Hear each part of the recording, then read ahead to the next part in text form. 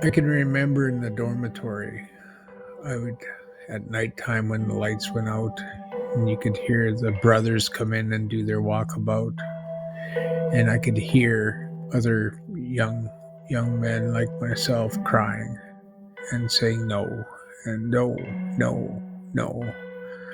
And I learned to block that out. This is Hard Knocks Talks. Mark, welcome to the podcast.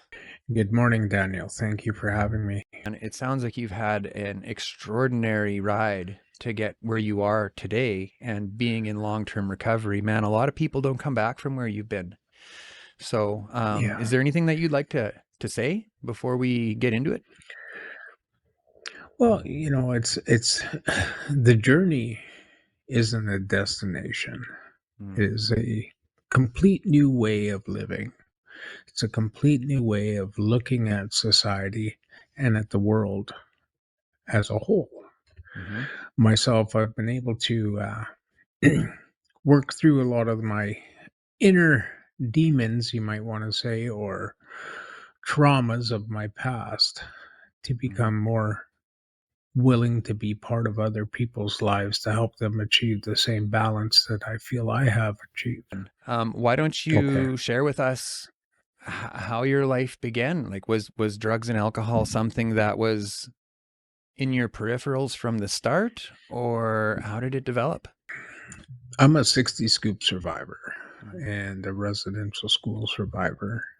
When I was 4 months old, I was adopted out into a Christian Caucasian family that, did their best to raise me the way that they could with what they had, the knowledge that they had. By the time I was 4 years old, I was sexually abused by my babysitter. And then I was taught at that age to keep the secret, that it's our secret. So I learned how to lie. I learned how to deceive. And part of the upbringing was that we would go to church every Sunday. I became a choir boy and sang, and that was something that was part of me as a Native man, to sing, to be one with music, to be one with spiritual conditioning around music, drumming.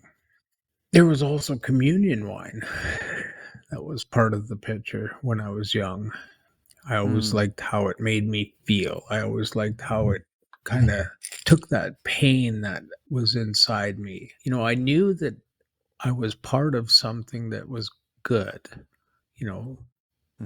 I was given love. I was given security. I was given food, but I always felt out of place.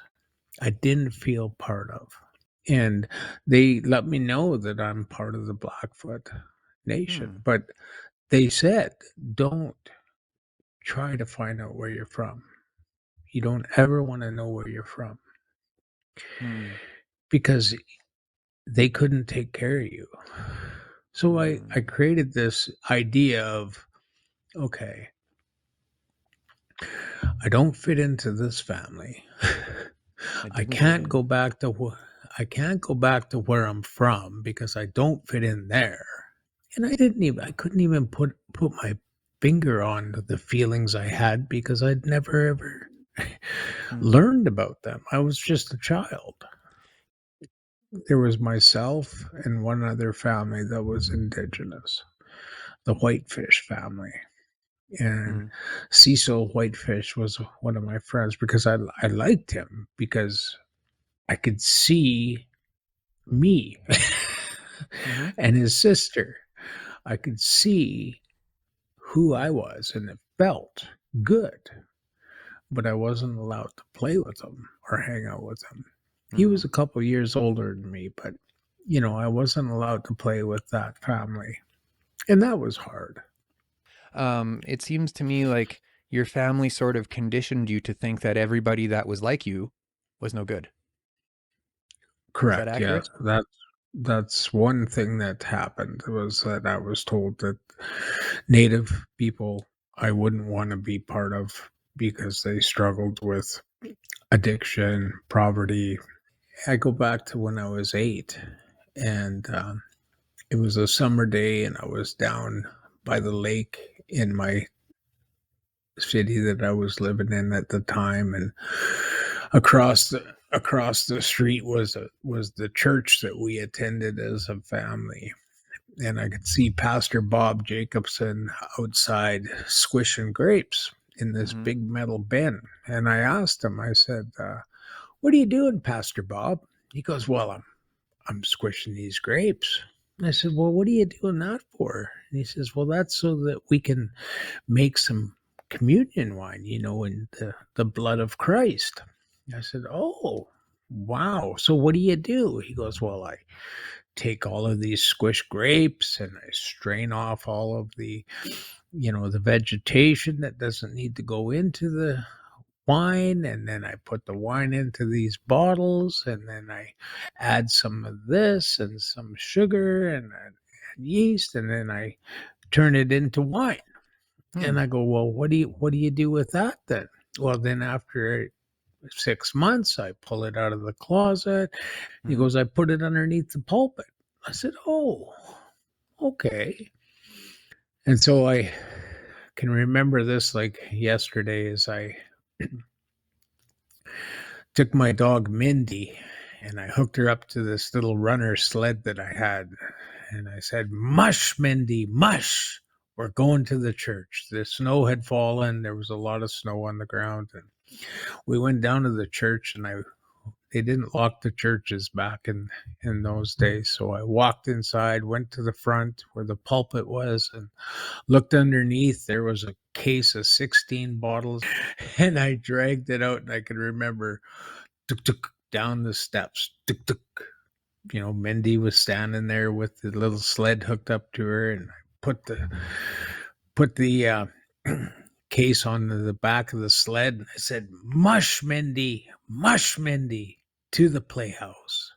And we went to the playhouse, and I took the 16 bottles into the playhouse, and my sister came out and said, "Mark, it's supper time." So I ran inside, because I had a whole lot of good understanding in the playhouse. So I wanted to eat supper as fast as I could. And I just ate supper super fast, and then asked my dad if I could go out and play. And he said yes. And I ran back out to the playhouse. And about 10 minutes later, my sister came out. She goes, "What are you doing? I know you're doing something." I said, "Well, I'm drinking some of this." And she goes, "Oh my gosh, where did you get that?" I said, I took it from the church." "You stole it from the church? You're going to burn in hell. You're going to burn in hell." And I said, "Do you want some?" And then she took a shot of it. And I said, "You're going to burn in hell with me." And at that age, 8 years old, I learned to include other people in my insanity and not feeling part of my adopted family. I started to run away. And I would go to places like the arcade. Mm-hmm.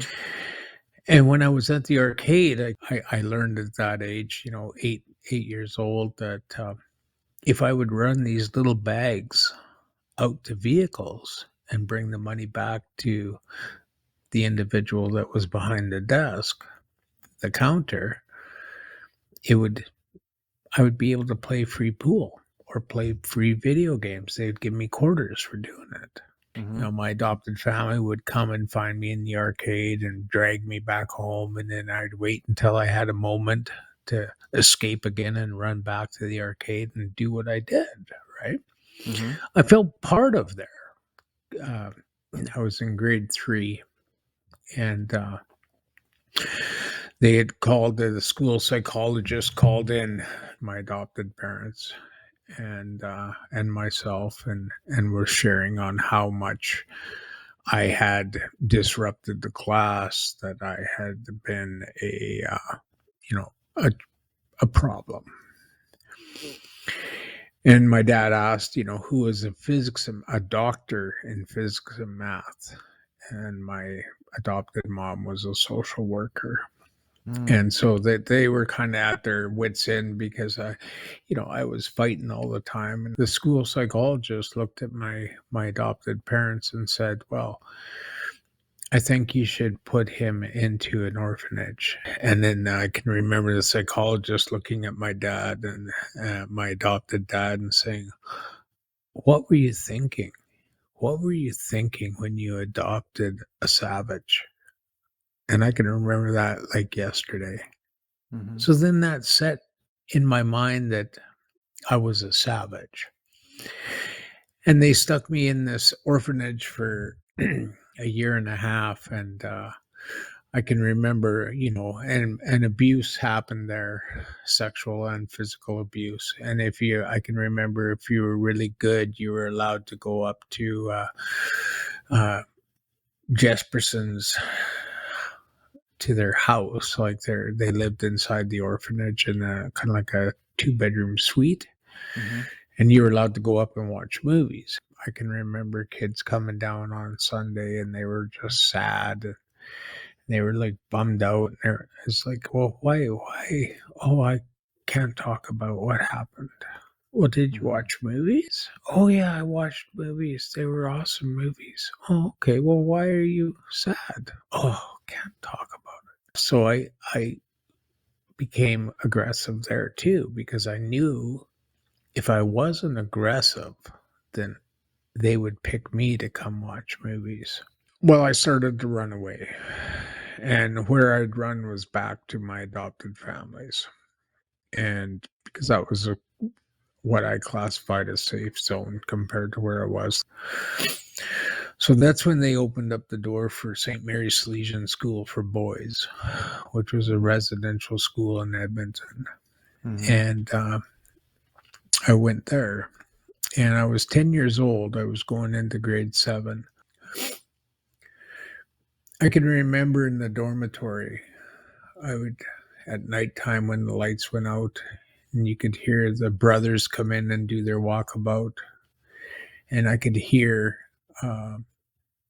other young men like myself crying and saying no, and no, no, no. And I learned to block that out because you weren't allowed to leave your bed space. Once you were in your bed space, you had to stay there. And they had little dividers between each bed space, so you couldn't see what was going on. You could only hear. Once again, I resorted to aggression because I knew if I didn't, that might happen to me. So I learned how to be more violent and more aggressive. We watched the brothers for like a month going in and out of this one door, and we knew that if we went through that door, we might be able to escape. This young guy and I, we broke out of there. Like I say, we broke out of there. We just found the way that the brothers were leaving every day, and we just followed that path. This time I'm 11 years old, and I went down to the streets of Edmonton and lived on Jasper Avenue. Casper's on Jasper. Beaver Hill Park was like right next door at nighttime. The women of the night would come out and they would buy me food, and it was a matter of time that they took me in and put me under their wing because I was like 11-year-old native boy running around the streets of Edmonton. I can't remember. Were you gang involved at this time? Well, I was always. I didn't ever look at it as a gang. I always looked at it as big brothers that took good care of me. And big sisters that took good care of me. I didn't look at it as a gang. It wasn't a gang. It was a family that I never had. Because when I was in Edmonton and I was 11 and 12, I found Native people like me. I found people that struggled like me. And I could relate to what they were going through. I could relate to what they'd been through. I could relate to their stories. I could relate to their physical being. They were like me. So it wasn't hard to get hooked up with selling, and I knew the language, I knew what to say, I knew how to say it, I knew what was expected of me, I knew I always had to bring back the money, and then anything on top of that, I got to keep. It was only a matter of time that, the aggressive side of me got me in trouble, and I ended up getting myself into trouble and going to prison. And that was my first adult bit, which was in Fort Saskatchewan, Alberta. The case manager that I worked with, he looked at me and he goes, you don't belong here. This is you're a good man. Just you struggle with addiction. And I said, well, what do I need to do? He goes, well, you need treatment. He goes, well, I want to send you to Grierson Center. The thing about Grierson Center is it was for federal parolee. And I was scared of that, hearing a lot about federal inmates and how scary that was, right? And you could be dealing with murderers and bad people. But when I got there, I met a guy named Charles, and he had done 9 years in the pen, and he was Native, and he put me under his wing. He gave me teachings around the sweat lodge, gave me teachings around being an Indigenous man, gave me teachings around the Native Brotherhood that was from, the pen. He said to me, he goes, if you can't find your purpose here, you need to go somewhere and find purpose. And I thought, what the hell is this guy talking about purpose? Like, I got a purpose. I am a purpose. But it was, it was a self-destructive purpose that I had created in my life. And so I can remember sitting in this Grierson Center thinking about what my next steps were going to be. And so I decided to take a vehicle that isn't mine. Once I was, cleared of my parole, drove it to Vancouver, parked it at Main and Terminal by the Ivanhoe pub,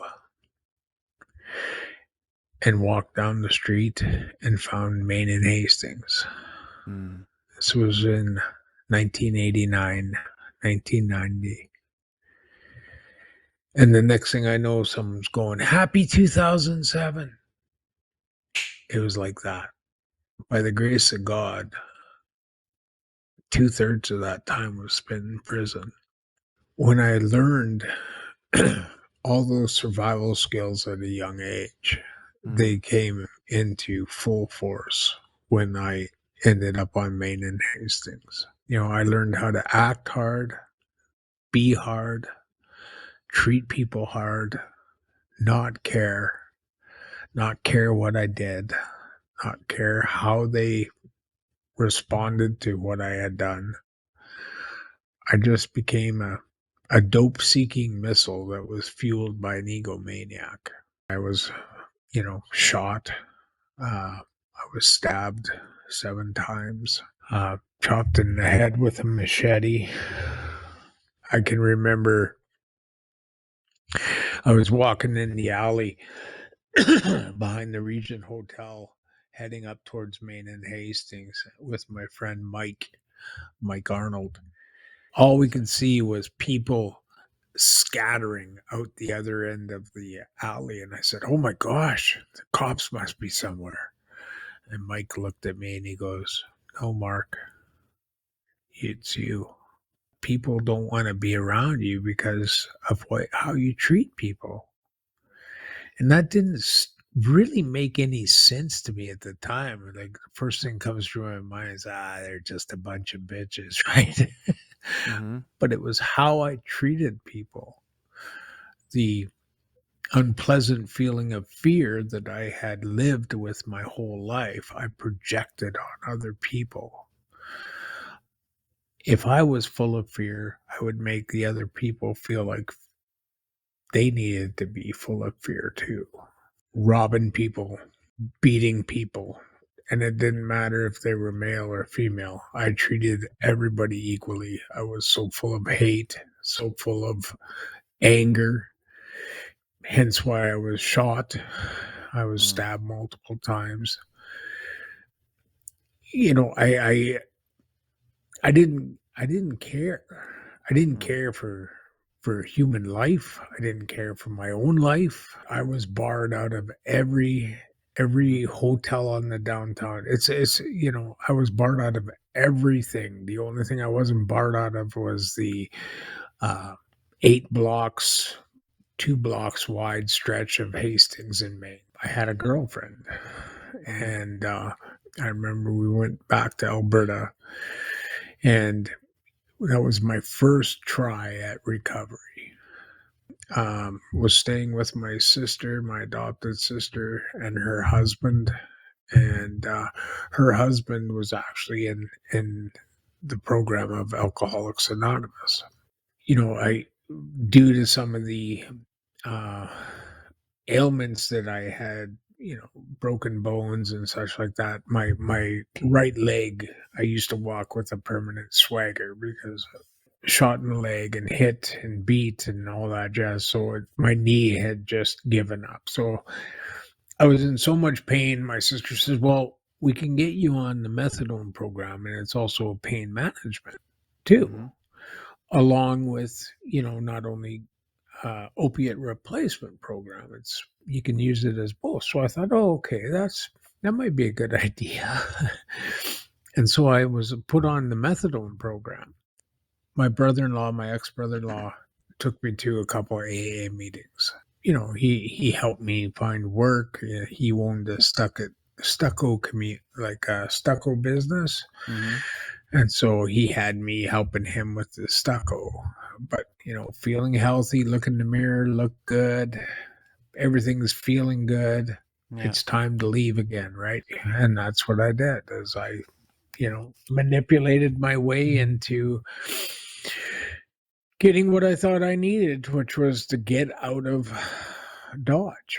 When we got back to BC, we found out that she was pregnant.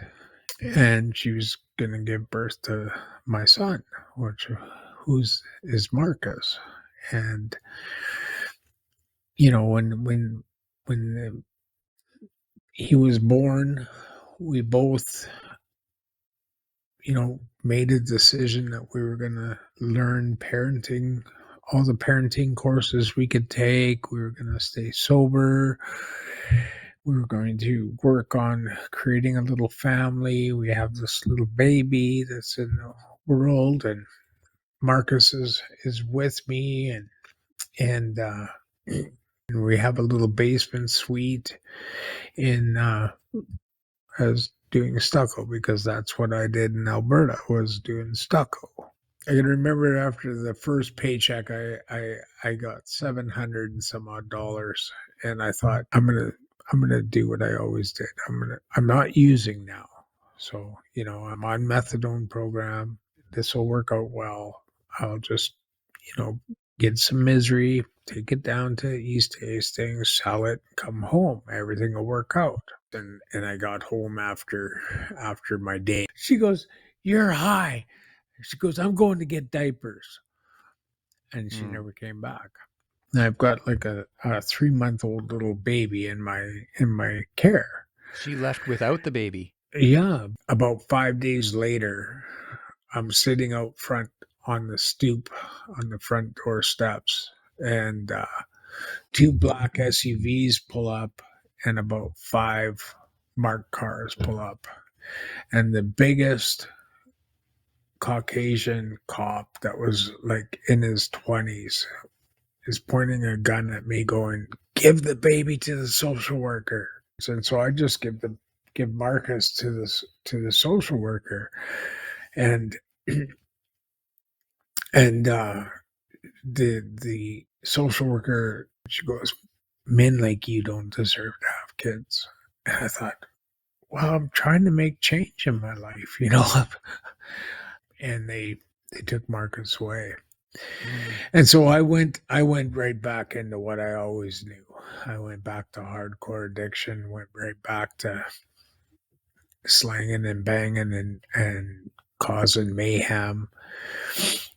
And I was in Abbotsford in a mall in the bathroom and was on the nod, and the security guard came in, and I had all my stuff laid out in front of me. And by this time I was 35 years old. I got out of jail, woke up on the street of Vancouver on Pender and Abbott at a bus bench. Somebody had stolen my brand new pair of shoes. And then I walked up to Abbott and Hastings, and I just started robbing dealers all the way down till I got to Main and Hastings.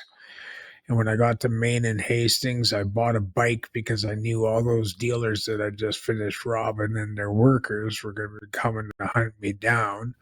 Rode my bike from Main all the way up to the other end of Hastings, robbing dealers all the way, and then rode this bike to the Greyhound station at Main and Terminal, sold the bike to a homeless guy out front that was panning for money, went in and took 4 pictures of me in one of those little walk-in our picture booths, came back, gave one of the pictures to give to Marcus's mom, who was down and struggling. Like I said, Marcus was already apprehended, and got on the Greyhound bus, went back to Alberta,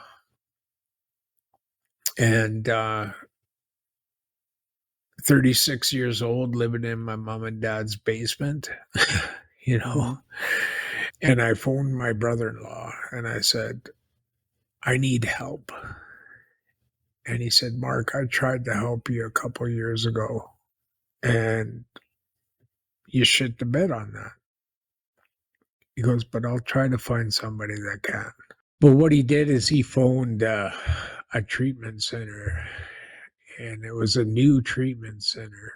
It was called CARC at the time, Central Alberta Recovery Center, and talked to the owner, and her name is Ardith, and she phoned me at my mom and dad's place, at my adopted mom and dad's, and I was just super excited about that, you know, because finally somebody wants to talk to me that isn't a couple of 80-year-olds that live upstairs. You know, finally someone other than my family that are, you know, like, just give your life to Jesus. Give your life leave your sins at the foot of the cross. Like, all the I was done with that. I go, so you're going to come and take me to a meeting? And she goes, well, it won't be me. It'll be my husband. And he's in recovery too. And I said, oh, okay. Okay, now I got to deal with some other guy. All right. I give him the address to where we are, and I think he's going to be there in, 6:30, so we can make it to the meeting at 7:30. And it's 6:45, and there's no answer. He hasn't shown up. And so my adopted mom comes out, Mark, there's a phone call for you. And I run inside, and he goes, I've been looking for you for a while. The address you gave me is in the middle of a cow pasture, and I need to know what your correct address is. So when he finally came and picked me up, he took me out to this recovery center, CARC. And I can remember we were driving up the driveway, and I could see this flagpole, and I could see a wood walkway that went around to all kinds of Atco trailers. And he goes, what do you see here, Mark? And I said, well, and it used to be an old jail, that it was a work camp. And I said, well, I see a flagpole. I see a wooden walkway. I see a bunch of Atco trailers. I see a jail I haven't been in, and I've been in a few. And he starts laughing at me. He goes, well, he goes, do you want to know what I see? I said, sure, tell me. He goes, I see a place that you can dump off all of the baggage that you've been carrying for your whole life. I see a place, I see a landfill that this is where you can just get rid of all the stuff that's been heavily hanging on your shoulders. And I can remember it was a podium meeting, and I sit down at the very back on this couch and kind of like had my head down so that people wouldn't look at me. And the Pretty Boy Chris was the name of the guy, and that's how he introduced himself. Hi, my name is Pretty Boy Chris. How are you doing? I'm sure grateful to see you here. I'm happy that you're here. And he was a client at the treatment center because Was he this pretty? was at a treatment. I don't ask me questions like that, dude. I don't freaking know what's pretty, Come what's on. not. Anyway, so Pretty Boy Chris, he gets up there behind this podium, and I'm sitting at the very back of the room, and he goes, "Hey, Mark, would you like to come up here and read something?" And I'm like, "No, I'm good. Thank you. Thank you for asking." Then a couple minutes later, "Hey, Mark, would you like to come? Are you sure you wouldn't like to come up here and read something?" And I'm like, "No, man. Like, that's the second time you centered me out. Don't center me out." About 5 minutes later, he goes, "Hey, Mark, would you like to come up here and share?" And I was like, the only thing I want to share with you is right now is a left, right, and an uppercut, man. But you know what? The one thing that Pretty Boy Chris did is he made me feel at ease. You know, I never told him that. Pretty Boy Chris is dead now. He OD'd. He died right after he was finished his treatment, which is a sad thing because he doesn't know how much his little bit of pushing me helped me feel okay about my situation. And I started going to meetings and I started listening to what people shared and how they shared. And I listened to how, they had overcome similar situations to what I was dealing with. And I heard solutions instead of hearing only problems. And I was able to create a routine in my life that was beneficial for me in a recovery sense. Like I was sharing a little earlier, that I would hitchhike from this small community of 5,000 people to surrounding communities like Lacombe, Red Deer, Stettler. And I would hitchhike to get to meetings. And so I could learn on how to deal with Mark. I made recovery important to me. I got a phone call one day, and it was from C-ARC, the woman that I spoke with, Ardith, that the owner, Jim Gray, had decided that he would like me to come for treatment there. And it was a private treatment center, and it was expensive. And I said, I have no money. I have nothing. I've been buying my clothes from the secondhand store. I have nothing. And she says, don't worry. We're going to help you. And so I went to this treatment center, and it was a 45-day program. And that's when I wrote the 12 steps of Alcoholics Anonymous. And I can remember I got to step 4, and that's where I kind of fell away last time, is looking at all of my behaviors, looking at all of my resentments, who I had resentments against, looking at my sexual behaviors of what I had, created in my life, and how I treated women, how I treated, men.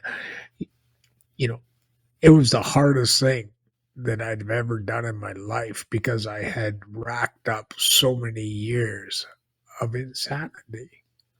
Mm-hmm. And they gave me 2 weeks to do that. And I went to Jim, who is the senior counselor and still is. I went to him and I said, "Man, I only want to share this with you." And he goes, "We can't do that, Mark." He goes, "I've got you've. I'll get a man of a cloth to come in." And I said, "Not a man of a cloth. I I don't trust priests or pastors or churches or anything, Mm-hmm. I don't make me share this with them." And he says, "Mark," he goes, "they're under oath. They can't do anything about it. They just give it to whoever they give it to." And I said, "Okay." I said, "Okay." It was the hardest thing to do. And I can remember this pastor looked at me, and I started reading off my first step 4 with him, and he starts crying. I start crying. He starts wailing, and I start wailing. And he after we're done this step 4, he looks at me and he goes, "I've got 3 suggestions for you." I said, "Okay, okay, just tell me what they are." He goes, "The first suggestion is, I think that you just need to continue with your journey of recovery." I said, "Good suggestion. I can do that." Mm. And the second suggestion is, "I think you should talk to a law enforcement officer." And I said, "There's no way I'm talking to a law enforcement officer. Like, why Mm-hmm. would you even say that?" Mm-hmm. He goes, "Well," he goes, "the third suggestion is, I think you should see a psychiatrist."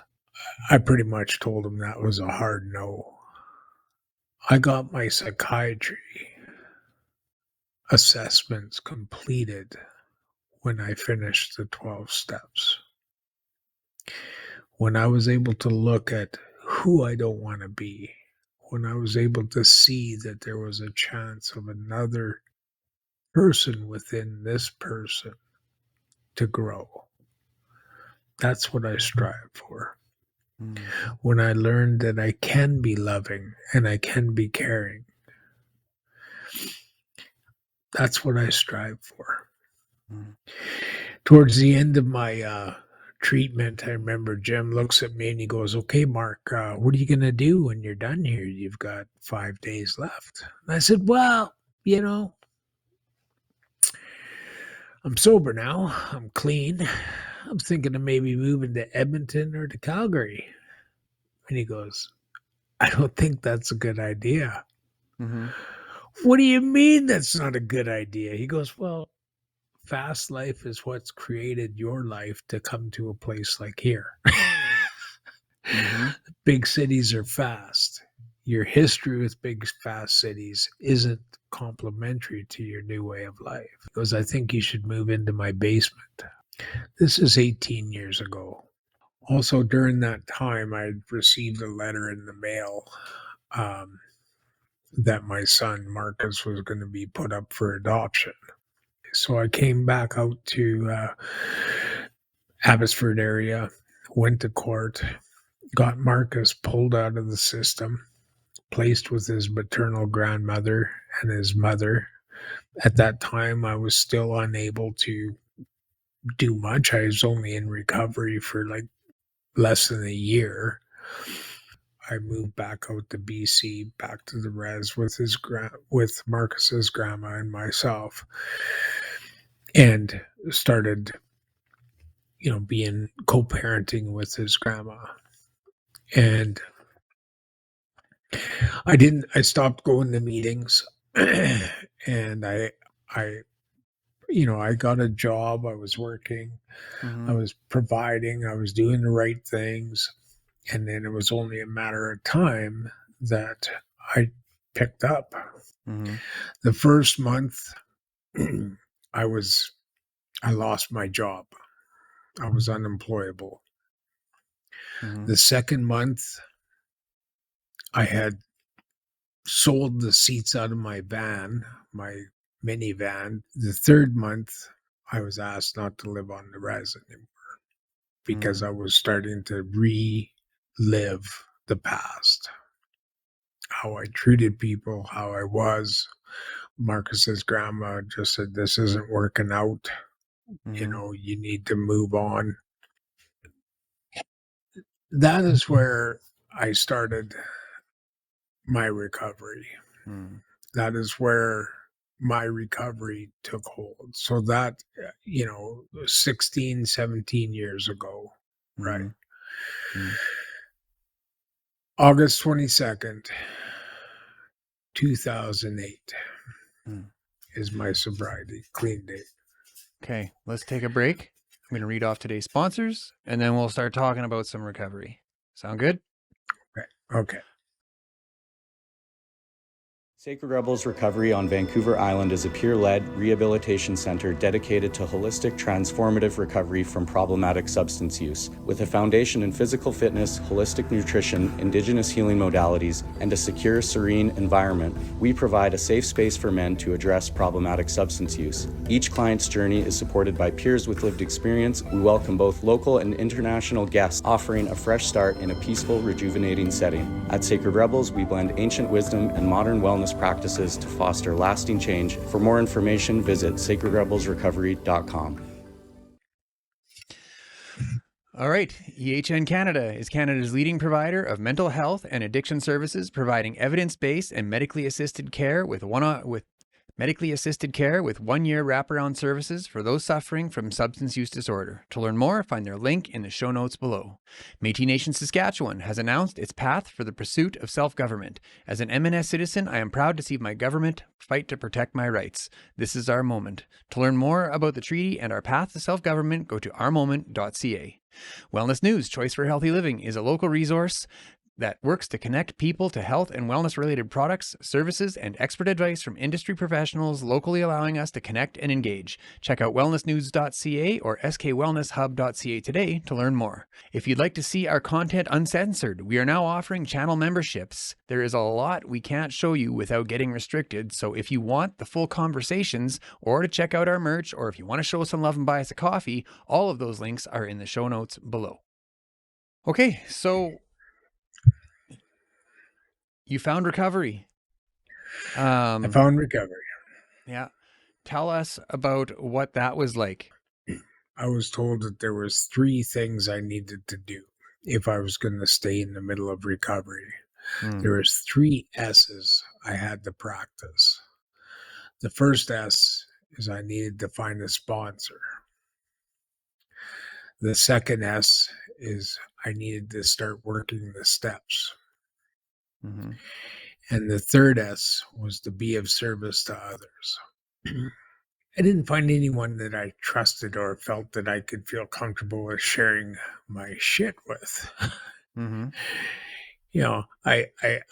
was judgmental. I was at a nooner in Narcotics Anonymous meeting, and the one fellow that I shared earlier about pointing out the reason why all the addicts were running out of the other end of the alley, Mike, he was there and he was clean. And he said that where he was living, his sponsor was a good sponsor, and his name was Joe. And that he would ask Joe if he would sponsor me. And Joe never asked me to sponsor or brought anything up like that. But he picked me up for a couple meetings. And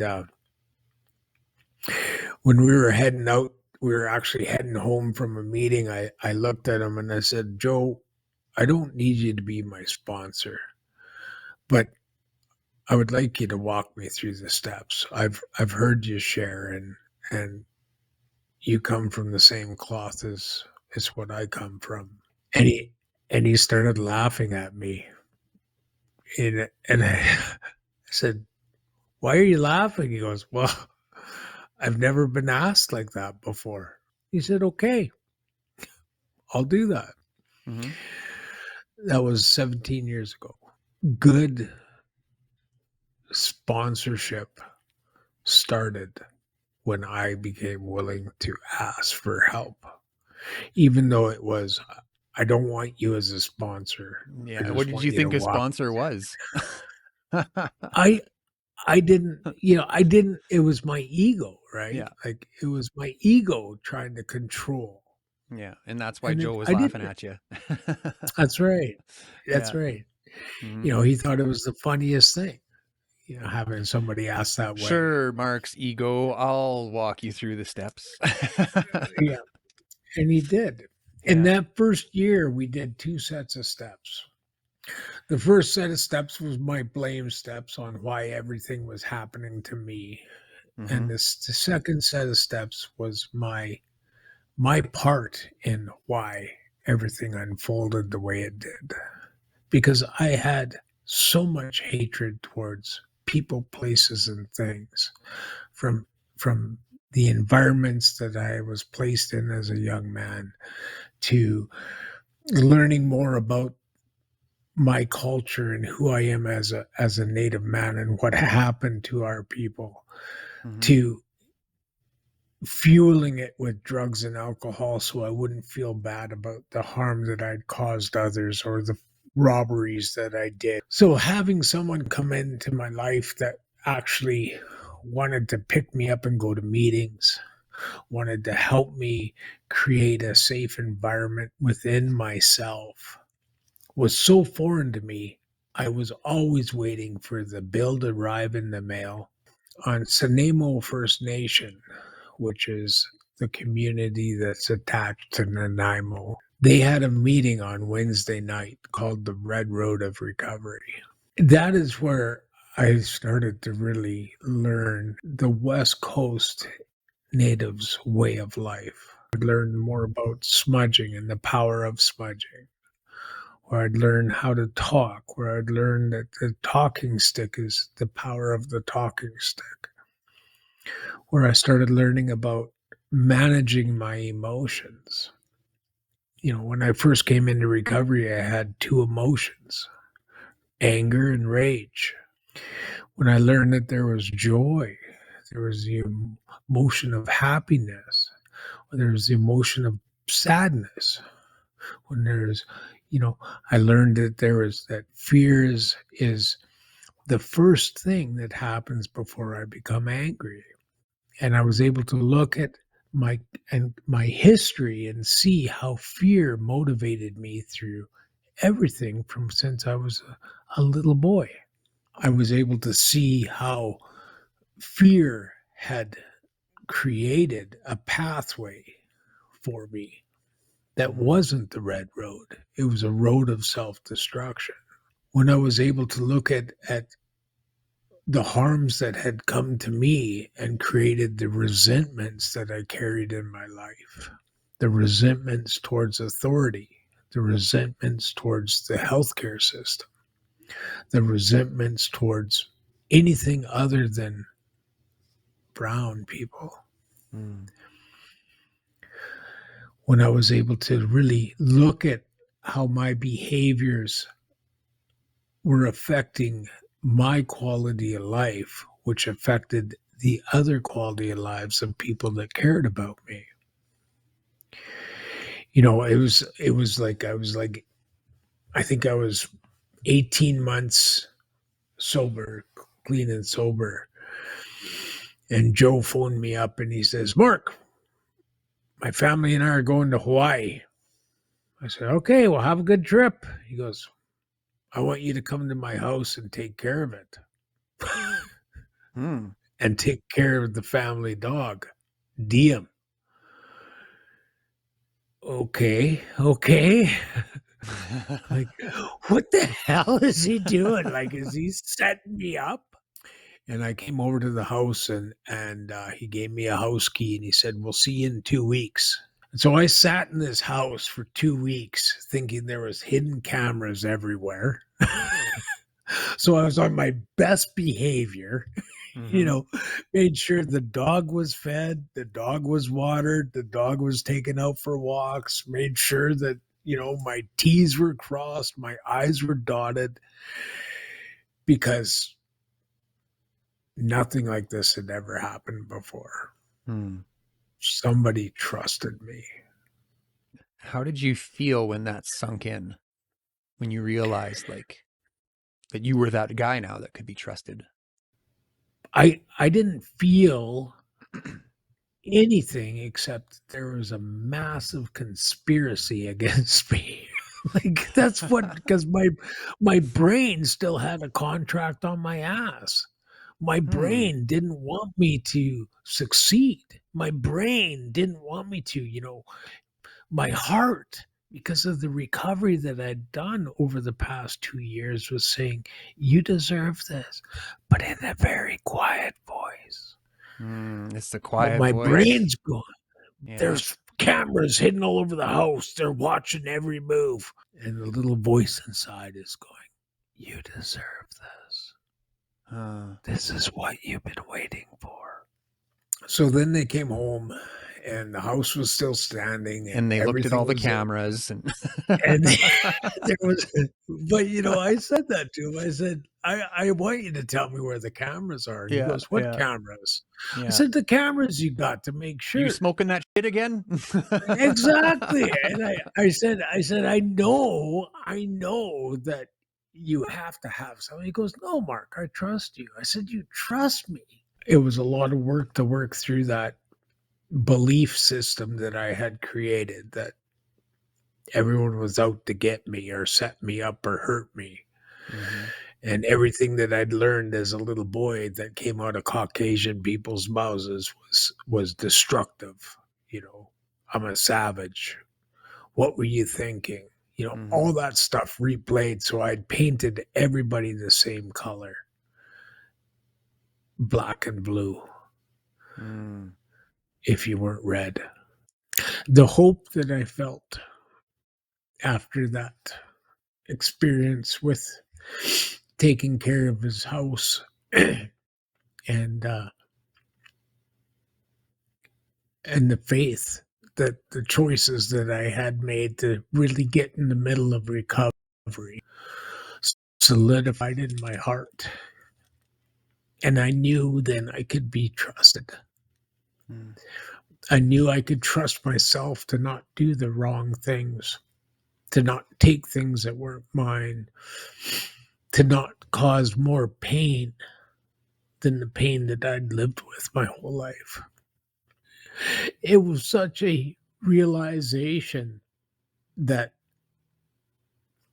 my life was actually worth living, Mm. and the lives of people around me were actually worth something more than what I thought. My whole life, I was caged, either in addiction or incarcerated, until I came into recovery and really dropped the facade of Dropped the being rock. something, dropped the rock, literally, Mhm. instead of being something that I had created in my mind. Now you had this realization. You started to see value in your life. You started to see value in the lives of the people around you. Then what? The lesson I learned out of that experience is that I can be of service to others. So when I went to university and I went to school, I went towards the support worker, social work. Mm. And I started working with the health authority as a support worker.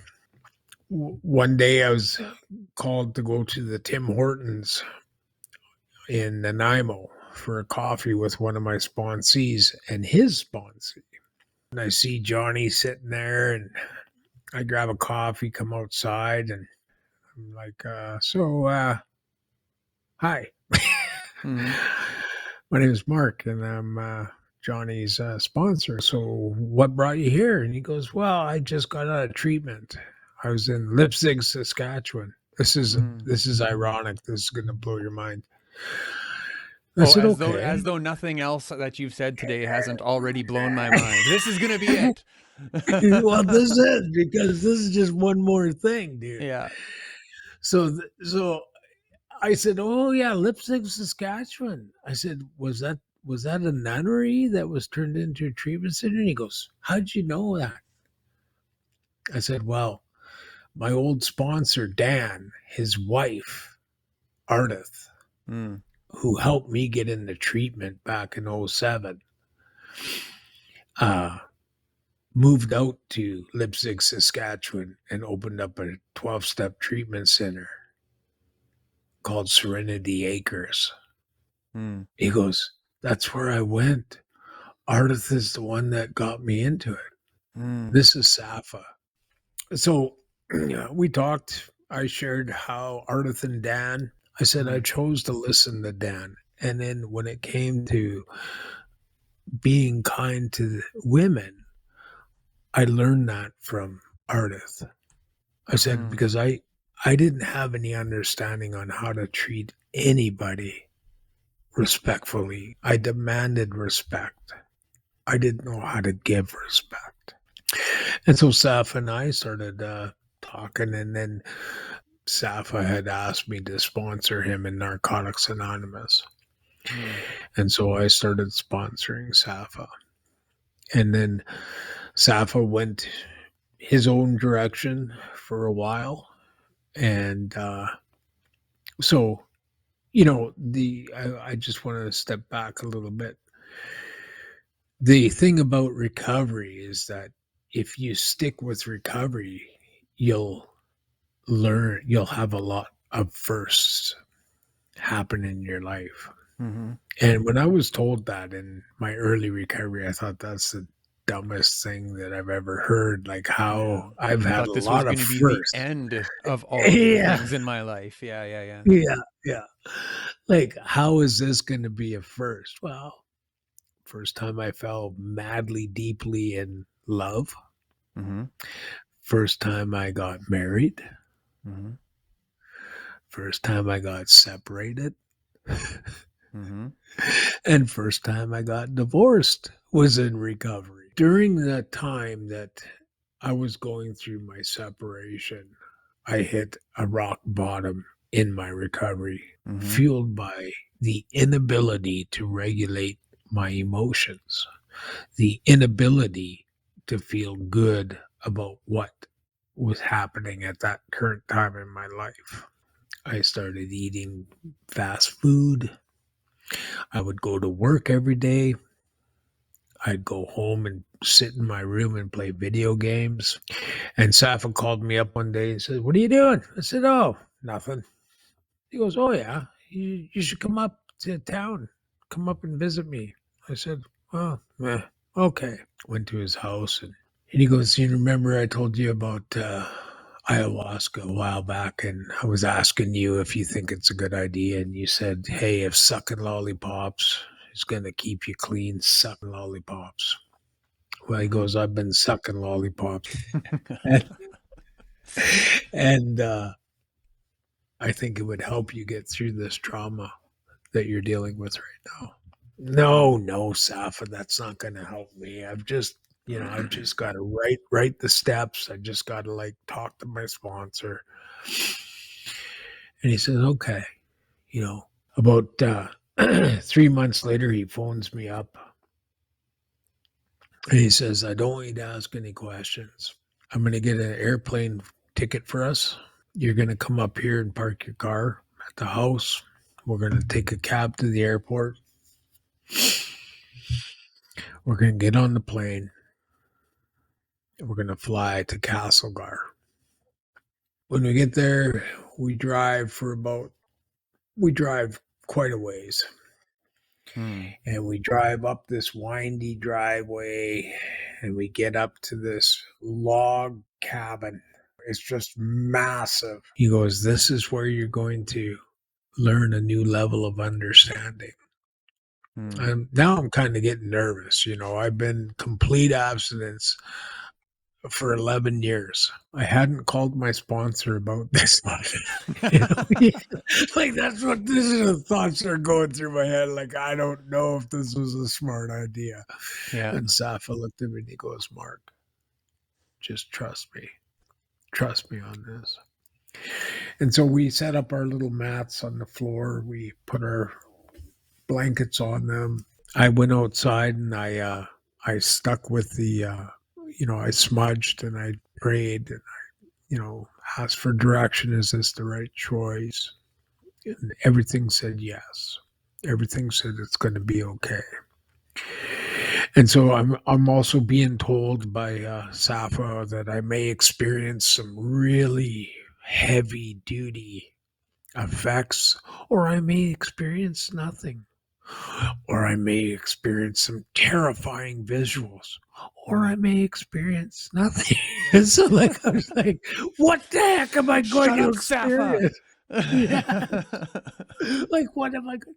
And he goes, the only thing you got to remember through this whole night is don't say a word.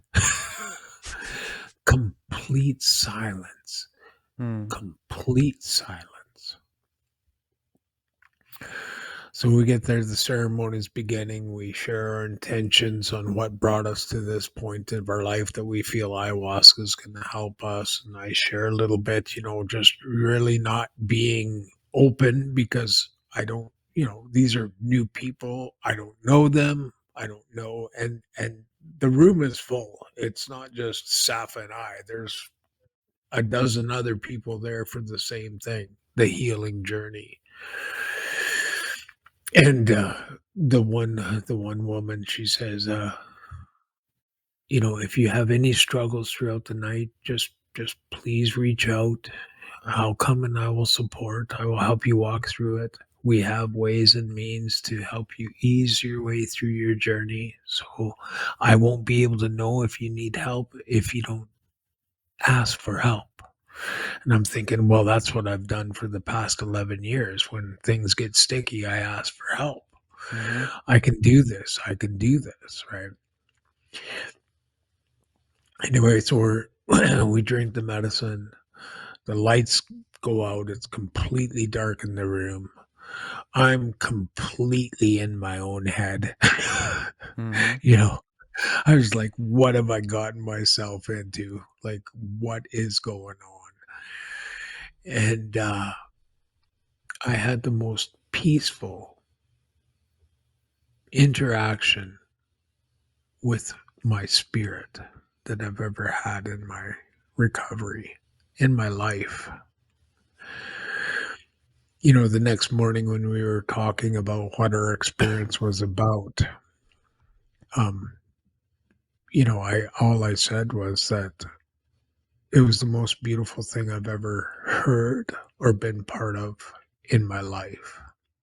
And I was so full of fear because I thought, everything I'd learned in recovery about not using and not doing anything, I had thrown that away until I could feel in my heart that my life was more enriched, that the funk that I had fallen into, the depression that I had fallen into, that continual wheel of unworthy, that's why she left you, that's why you're not good enough, that negative self-talk wasn't there. It wasn't there. I felt good about myself. I felt good about my environment. I can remember it must have been about 3/4 of the way through the night, and Safa was beside me. And I reached over and I grabbed his arm. I said, brother, I love you, man. And he said, Mark, I love you too. And it was like this genuine, complete feeling of relief.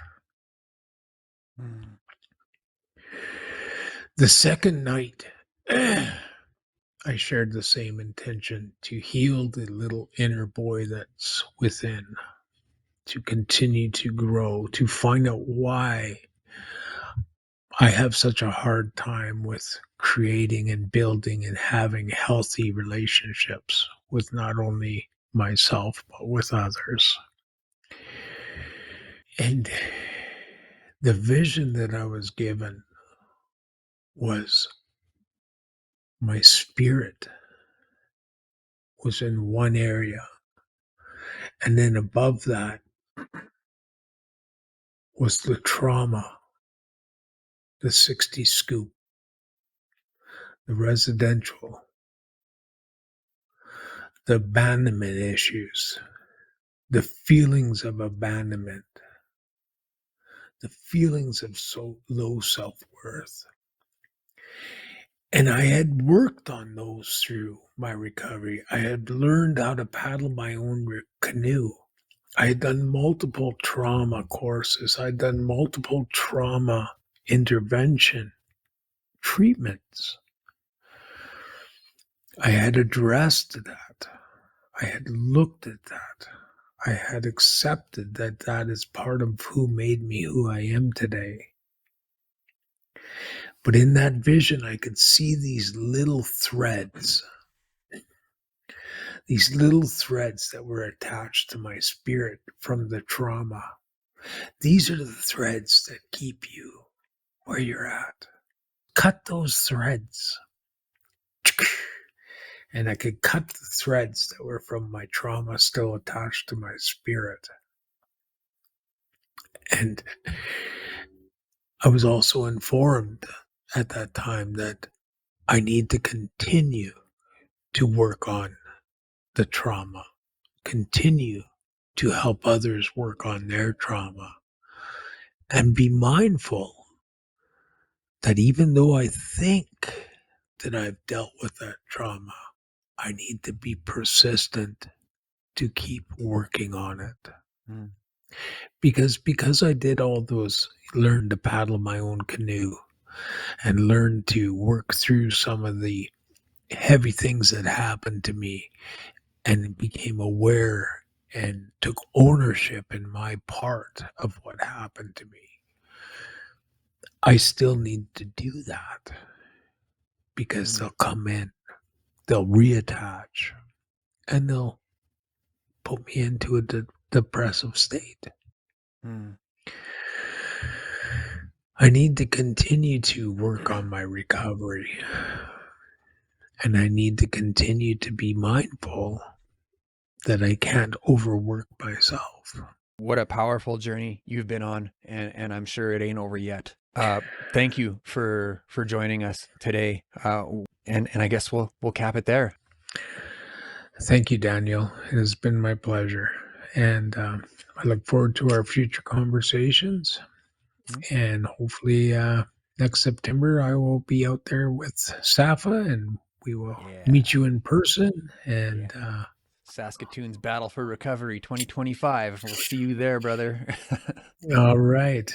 All my relations. Aho. Take good care, my friend.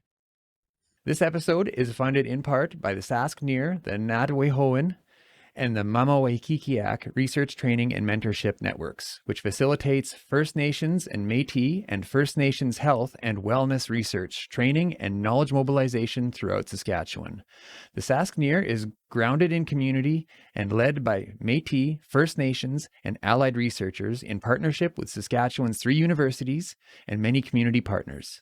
SK-NEIHR is funded primarily by the Canadian Institute of Health Research. Say, this is Hard Knocks Talks.